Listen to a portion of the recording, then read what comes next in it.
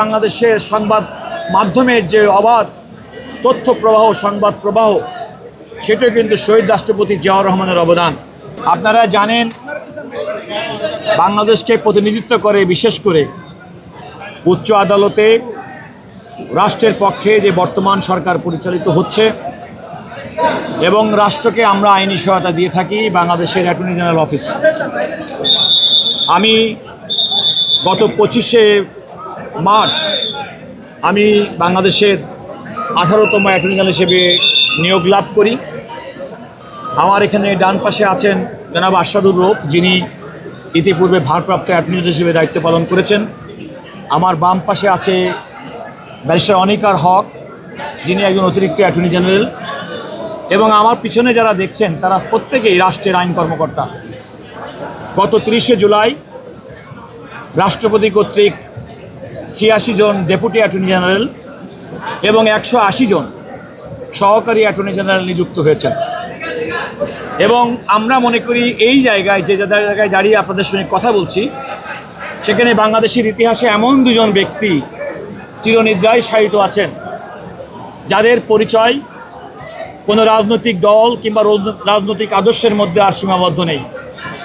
তাদের কর্মকাণ্ড, বিশেষ করে শহীদ প্রেসিডেন্ট জিয়াউর রহমান বাংলাদেশের অত্যন্ত কঠিন সময়ে সিপাহী জনতার বিপ্লবের মাধ্যমে যখন রাষ্ট্র পরিচালনার দায়িত্ব পান, উনি রাষ্ট্র পরিচালনার দায়িত্ব পাওয়ার পরে বাংলাদেশের সুশাসন প্রতিষ্ঠা করেছেন, বহুদলীয় গণতন্ত্র চালু করেছেন।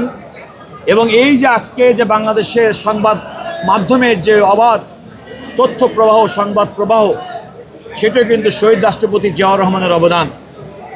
আপনারা জানেন দেশনেত্রী বেগম খালেদা জিয়া দীর্ঘদিন পর্যন্ত স্বৈরাচার বিরোধী আন্দোলন করেছেন 9 বছর। এরপরে তিনি একটা গণতান্ত্রিক অভিযাত্রা এবং বর্তমানে বাংলাদেশের যে পার্লামেন্টারি ফর্ম অফ গভর্নমেন্ট, সেই পার্লামেন্টারি ফর্ম অফ গভর্নমেন্ট কিন্তু বেগম খালেদা জিয়ার প্রণীত। আমরা যারা আইনজীবী, আমরা যারা আইনের পেশায় জড়িত আছি, তারা কাদের কাছে এই দুজন ব্যক্তি আইনের ক্ষেত্রে, সংবিধানের ক্ষেত্রে, বাংলাদেশের গণতন্ত্রের এগিয়ে নেওয়ার স্বার্থে, মানবাধিকারের স্বার্থে তাদের যে কি ভূমিকা সেটা আমরা প্রতিদিন লক্ষ্য করি। আজকে যে বিচার বিভাগ স্বাধীন, সেটিও কিন্তু বেগম খালেদা জিয়ার অবদান সবচেয়ে বেশি। এমন দুজন মহিষী পুরুষ এবং নারী যারা কালোত্তীর্ণ, তাদের আজকে এই কবরস্থানে আমরা সবাই একত্রিত হয়ে আমরা দোয়া পাঠ করেছি, আমরা মোনাজাত করেছি, তাদের কবর আজার জন্য আল্লাহ মাফ করে দেন। এবং তারা যে নীতি এবং আদর্শ মেনে জীবন কাটিয়ে গেছেন, আমরা এই মর্ম প্রতিজ্ঞা গ্রহণ করেছি যে সামনের দিনের আমাদের দায়িত্ব পালনের ক্ষেত্রে, বিশেষ করে রাষ্ট্রকে প্রতিনিধিত্ব করার ক্ষেত্রে আমাদের মূল মন্ত্র হবে সততা, আমাদের অন্যতম তন্ত্র হবে আমাদের গণতন্ত্র, মানবাধিকার, ন্যায় বিচারের প্রতি আমাদের অঙ্গীকার, এবং পাশাপাশি আমাদের পেশাদারিত্ব। আমরা রাষ্ট্রকে প্রতিনিধিত্ব করি এবং রাষ্ট্রকে প্রতিনিধিত্ব করার জন্যে বাংলাদেশের প্রত্যেকটা নাগরিক যেন তার আইন অধিকার পান, সেটিও কিন্তু প্রতিষ্ঠা করা আমাদের দায়িত্ব। সুতরাং আমরা যেমন রাষ্ট্র পরিচালনার দায়িত্বে সরকারের ইনস্ট্রাকশন অনুযায়ী রাষ্ট্রের পক্ষে কাজ করি, কিন্তু সাধারণ নিপীড়িত মানুষ যিনি ন্যায় বিচার প্রত্যাশা করেন আদালতের কাছে, আমরা কিন্তু তাদের ক্ষেত্রেও একইভাবে আমাদের সহযোগিতার হাত বাড়িয়ে দিই।